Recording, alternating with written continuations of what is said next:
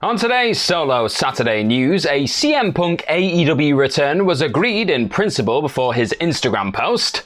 A WWE top star's contract is ending, the LWO has returned to WWE, and a huge star issues an open challenge for WrestleMania 39. Hello everyone, I am Gareth here from What Culture Wrestling, without that black-bearded soul and his little dog today, because they've all gone to LA. Well, not Salty, that I know of. Maybe he just hid away in the little luggage compartment on the airplane. I don't know. What I do know is I'm sat here talking to you right now about all the news that has gone down over the last 24 hours or so, and there's been a lot because there's always a lot. It's WrestleMania weekend. It is now WrestleMania Saturday. I'm excited. This is like Christmas for us wrestling fans, so I'm giddy, and let's just transfer all that giddiness into telling you about the latest stories that we have today. And the big one that we need to just kick off with is Mr. Phil Brooks, Mr. CM Punk. He's never too far away, is he? He's never too far away from this cycle. And what we've got today is the latest update from Dave Meltzer of the Wrestling Observer in his latest edition of the Observer newsletter.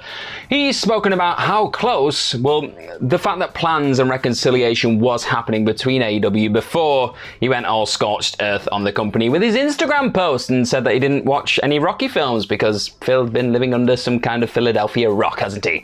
So, what Meltzer said in his thing, I'll just read it really verbatim. He said that the situation with CM Punk became a bigger story this week when he put up an Instagram post where he went off on Tony Khan, Jon Moxley, myself, talking about himself, Mr. Meltzer, and Chris Jericho, which he immediately took down. This came while sides were working on a reconciliation that was at least in principle agreed to per the decision of Khan, who wanted him back. So that's a big old update there, because it's Tony Khan pretty much saying that yes, I want Phil back and we'll try and work him into storylines and hopefully maybe just either keep him as far away as humanly possible from the elite or make them all get together and just let bygones be bygones and move on for the whole thing. It looks like there was plans in place there, and Meltzer even went on to say that this could be something that potentially influenced the report recently of AEW being interested in moving All Out, this year's All Out 2023 big old pay-per-view, from the Now Arena, where it usually goes down, to the United Center, which is a bigger arena, more historic, and it's the place where they obviously had the first dance where Punk popped up at AEW and we had that huge reception.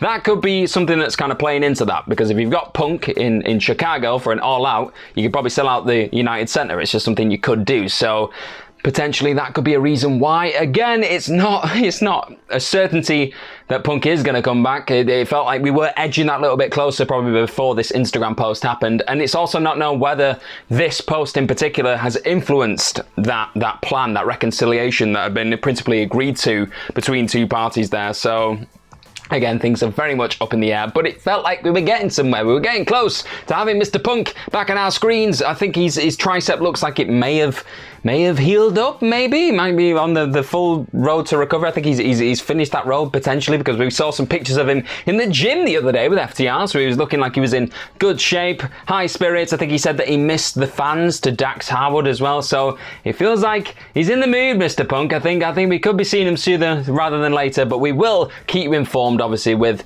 all the ongoings and the updates, because I feel like every other day now we're going to get something to do with Phil Brooks, so we will let you know. But in another rather shocking, I'd say this one is pretty shocking. When I saw it this morning, I was like, what the heck is going on? There's been a big update on a rather big WWE talent and their contract, their situation right now, and that talent is Mr. Drew McIntyre, former two-time WWE champion Drew McIntyre, and this is according to PW Insider, who've said that, well, his contract it's not up imminently, it's not going to be next week or something like that, but it is expiring and it's in its final year. So that's pretty big news. This could be this WrestleMania now where he's fighting for the Intercontinental Championship. Those words will fall out of my mouth eventually, I promise. This one could be his final WrestleMania in WWE, which is huge. And both sides are said to not even be anywhere near close to agreeing a deal at this moment in time, which again is massive. Because if you look at Drew McIntyre, he was a guy that, alongside Roman, obviously, they built this return to stadium shows, huge stadium shows in the UK. They built it around Drew. They had him as their new top guy throughout the pandemic and all that kind of things. Drew's a popular dude as well. Like, you see that whenever he comes. He came to SmackDown last night and he got a huge reaction. Him and Sheamus, they won a tag team match against Imperium. Drew's a big star. So for the fact that he is now potentially heading towards the latter stages of his contract, and there's no sign at this moment in time that the parties are going to agree to something and maybe give him a new deal and give him a reason to stay, is a bit of a shock to me, because yeah, Drew's a big deal, and to not have Drew in WWE is huge. And then you got to think, well, what happens next if he does leave WWE? Does he go to an AEW? Does he go to a New Japan? Like, he's got whatever he wants to do. I think this guy could do it. I think he could even go into films. The guy looks like a movie star, doesn't he? So we don't know what's going to happen with Drew right now. He probably doesn't, to be honest. He's probably just riding this wave of WrestleMania goodness, and maybe he walks out of Mania with the IC title, and that's a way of maybe sweetening the deal a bit, saying, hey Drew, if you stick around, we'll give you a few championship runs and a bit more of a push and see what happens there. But we don't know at this point. What we do know, according to PW Insider, is that his deal is it's in its final year now. So we'll keep our eyes on all things Drew McIntyre. And another thing to keep your eyes on SmackDown right now. Last night, SmackDown, it had a few developments. It wasn't a massive, like, oh my god, shocker show by any means, because really, it's a go-home SmackDown for WrestleMania. What you want to do is just make sure those pieces are well and truly in place for WrestleMania the night after now, and then just send everyone home happy and buzzed and excited, and that's what they did. But one particular moment that got a lot of people giddy, it was stuffed full of nostalgia, was Rey Mysterio going backstage. Obviously, he was the Hall of Fame head of the class. I believe he is the head of the class of this year's Hall of Fame. He went backstage and he had a bit of a chat with Legado del Fantasma, because obviously on Raw they protected him. They fought off the Judgment Day and they helped him not to get beaten to a pulp before WrestleMania. So he went there and he had a chat with them and he said, guys, great, I love that, thank you very much, you've looked after me these like last couple of weeks. And then Legado were like, you know what, Rey, we've always got you back, and if anything happens at WrestleMania, we are going to be there, we're going to protect you. And Rey said, you know what, that's great, but if we're going to do that, we've got to do it in style. So what did he do? He gave them all just black t-shirts, which, I don't know, it's kind of stylish. It's not a suit, is it? It's not like a cool fancy mask, but it was what was on these t-shirts that was the important thing, because when they turned them around, all their faces were just giddy. They lit up and they said, look, it says LWO. And if you're wondering what LWO is, if you're of a generation that doesn't understand, the LWO is the Latino World Order, and that was formed, that began in 1998, and that was Eddie Guerrero, who was still with the WCW at the time. He kind of helped form this group, and it was kind of a who's who of Mexican royalty, really, in wrestling. You had everyone's Psychosis, La Parca, Juventud Guerrera, all these brilliant names were all coming together in WCW to form the Latino World Order. But the big storyline they had was trying to bring Rey Mysterio into the group, and he was having none of it. He didn't want to be in the group, and then eventually he lost a match to Eddie Guerrero, and he was forced to become a member of the LWO. I know, shock, horror, But then that was the whole thing. That was a really cool thing, and like the t-shirts themselves look really cool. It's the Mexican flag, but with LWO,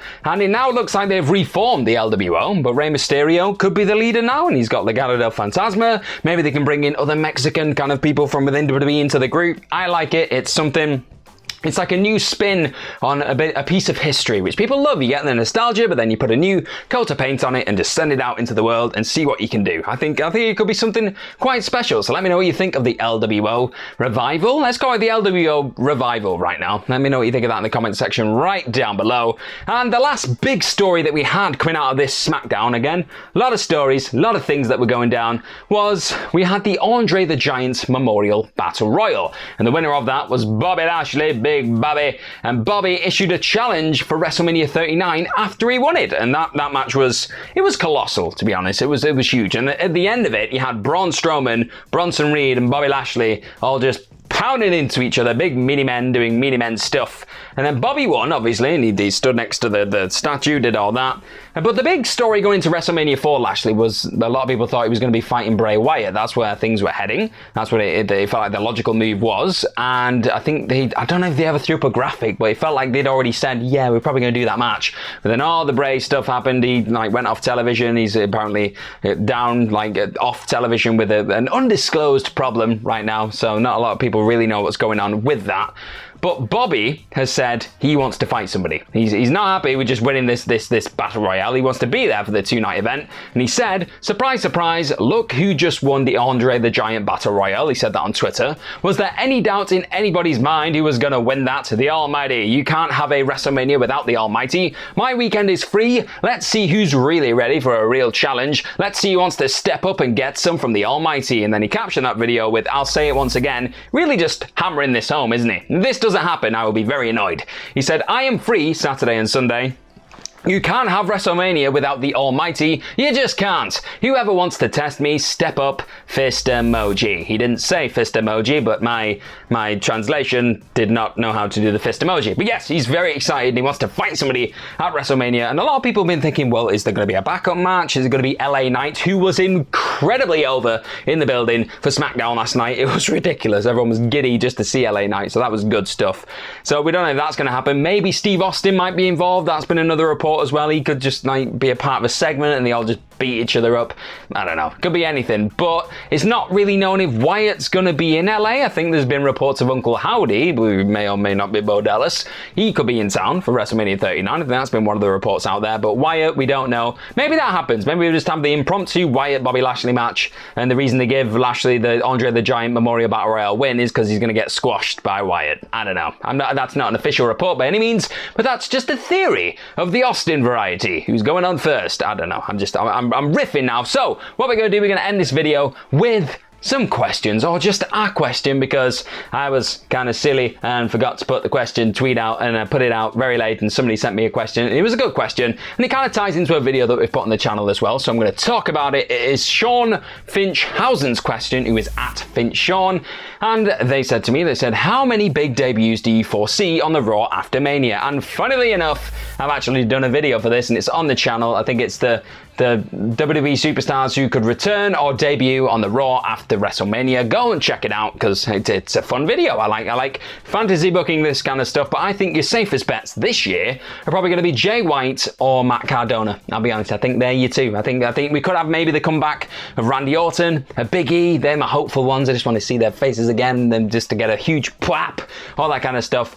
I think they'd be great, but I feel like your safe bets are probably Jay White and Matt Cardona. And that brings an end to this solo Saturday news on my own, flailing around like a lunatic trying to make heads or tails of all these news stories. Let me know what you thought of them in the comment section right down there. Don't forget to like this video, share and subscribe to all things What Culture Wrestling, and watch all these videos that we're sending to you right now, because there's some great stuff. We're getting the live ups and downs after WrestleMania, which are always insane. If you know what we're talking about, just go, maybe, even if you've never seen them, maybe go and watch last year's just to get you in the mood, because it's chaos. It's just Simon Miller trying to keep his head above water and people just jumping in and showing off the replica belts and t-shirts and punching each other. Maybe the last bit didn't happen, but maybe it will this year. You just never know with the live ups and downs. So go and check those out and enjoy this weekend. Like I said, it's Wrestling Christmas, so just breathe it in, do whatever you need to do, drink loads of beer, eat loads of food, maybe just sit there just biting your nails hoping that Roman Reigns doesn't beat Cody Rhodes, because if he does that,